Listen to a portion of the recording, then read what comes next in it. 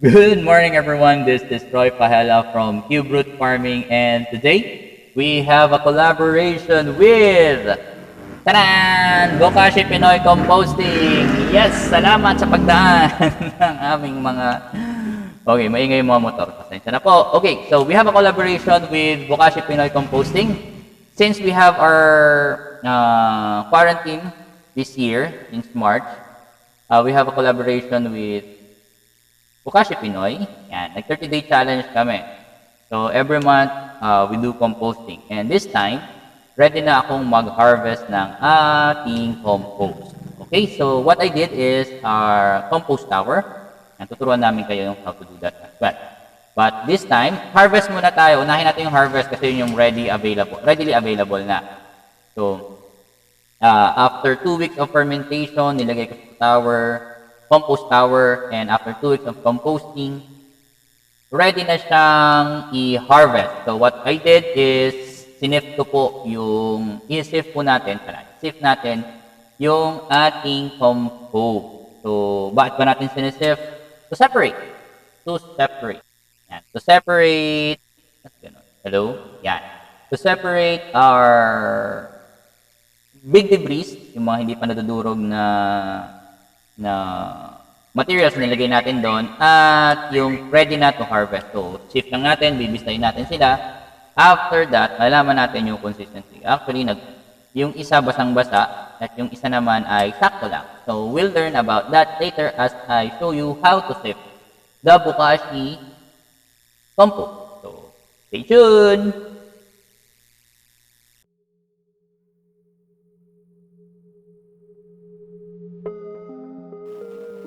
Here we are again. Tayo yung magbibistay. Kailangan natin ng pambistay. Ginawa ko lang po ito. Bumili ako ng sifting net sa local hardware at binutas lang isang takip ng timbang. Ang dalawang pail na to, ito yung aking na-compose na for 2 weeks. And trusted shovel para mag-transfer ng bibistay. Una natin gagawin, tanggalin natin yung topsoil, yung pinantakip natin na soil dun sa ating compost. Okay? Yung soil is to protect sa mga pests at mga insektong pupunta dun sa ating compost. This time, hindi natin kailangan, kaya tatanggalin natin. So, mag-estimate nyo naman kung gaano kalalim ito. Usually, lalabas yung mga large debris.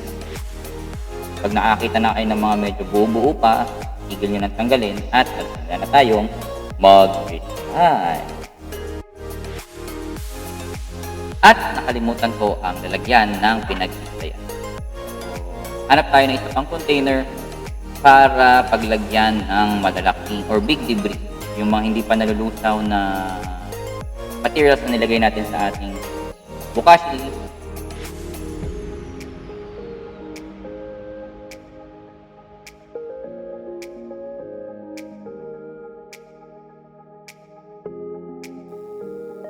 And let's start.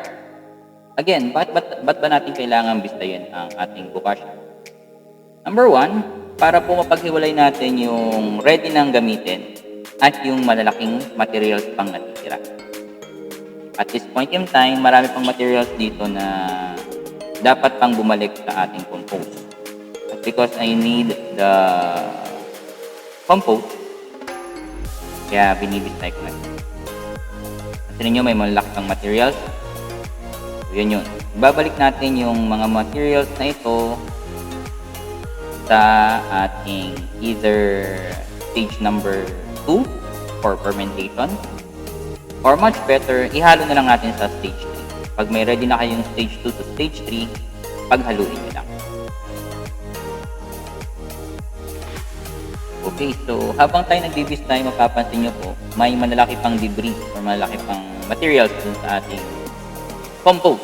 So these are a high carbon materials like this one. Ano ba yun? Yun, buto. Ito, buto ng manok. So matagal po talaga siyang madurog kasi matigas. Let's set aside and we'll mix it later with stage 3 ng iba pa nating compost. Oh, I found a plant root. Hindi ko maalalang nilagay ko yan doon. Fast forward na tayo para mabilis.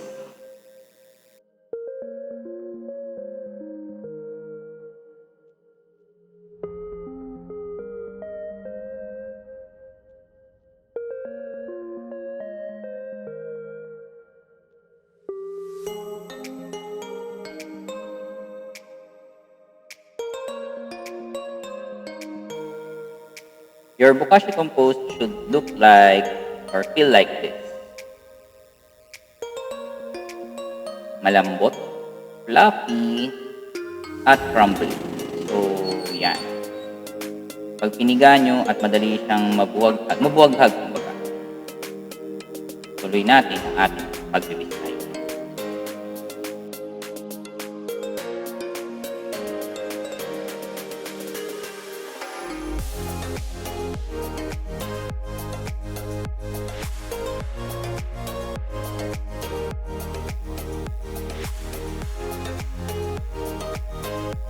And look at that! Meron akong corn cob. Isa rin to sa matagal madurog. So, paulit-ulit natin ilalagay ito sa stage 3 hanggang madurog at tumigil.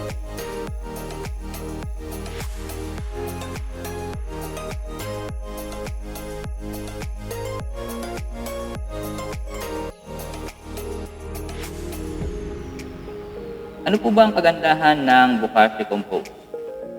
One good thing is, it rejuvenates the soil around it. Dahil sa good bacteria na nasa Bokashi, pinapaganda niya yung lupang nasa paligid nito. Inulit ko lang.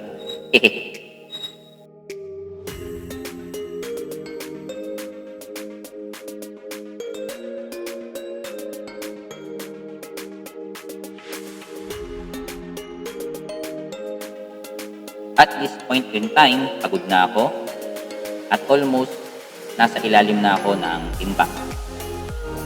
Yung pinakadulo nito, lupa pa rin siya.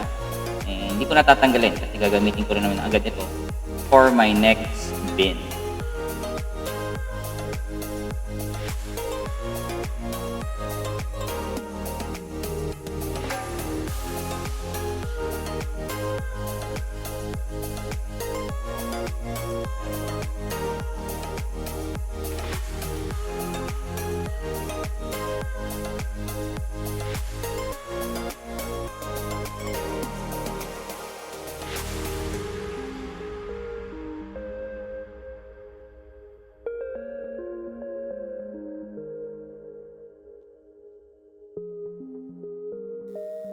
I think this is my last batch sa aking pag-compose. Huwag niyo pong punuin yung inyong pambistay. Ang hirap po talaga. Okay, so once you're done with this group, make sure na medyo tuyo po pala yung inyong bin or yung inyong compost para po madaling mabistay. At papakita ko po sa inyo mamaya ang outcome pag basang-basa ang inyong bin. So look at this. It's very fluffy, soft, crumbly, napakaganda sa halaman.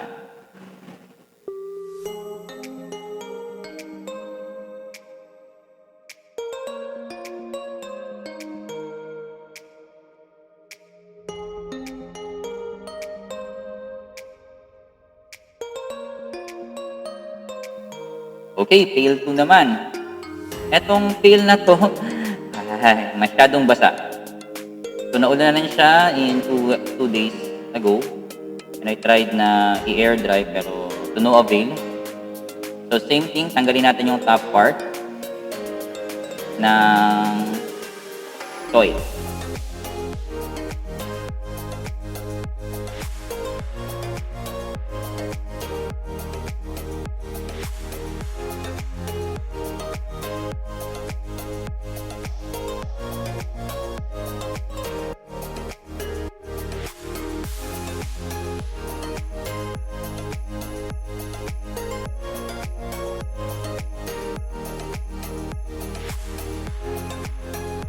At ito na nga ang aking kinakatakutan. Masyadong basa, masyadong dikit-dikit. Pero dahil matigas ang ulo ng kuya nyo, bistayin natin.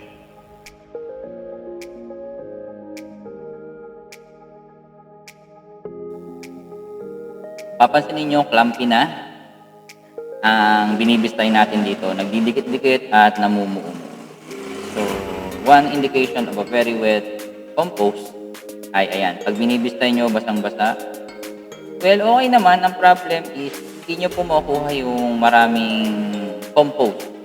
Usually, babalik din sila or kakapit sila dun sa mga bigger materials na available.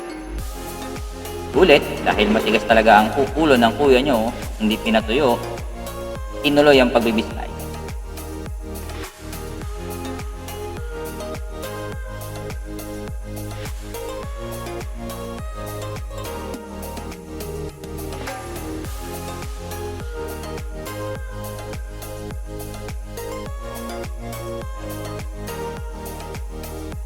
Hanggang sa napagod na ako.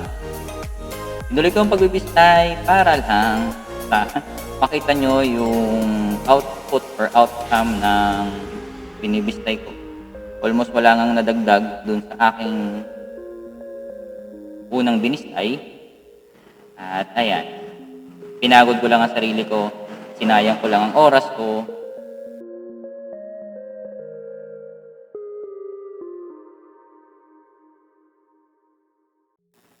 So may good example kayo at may bad example kayo. Pag alam niyo na pong basang-basa ang inyong compost, huwag niyo na pong piliting bistayin. Mapapagod lang kayo.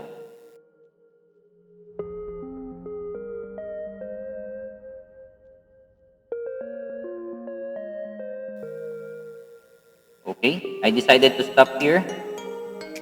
At sayang lang ang effort ko.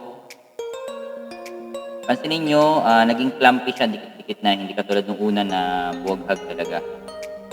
So yung bin na to, hindi ko napapatuyuin, ihahalo ko na lang siya sa susunod na compost.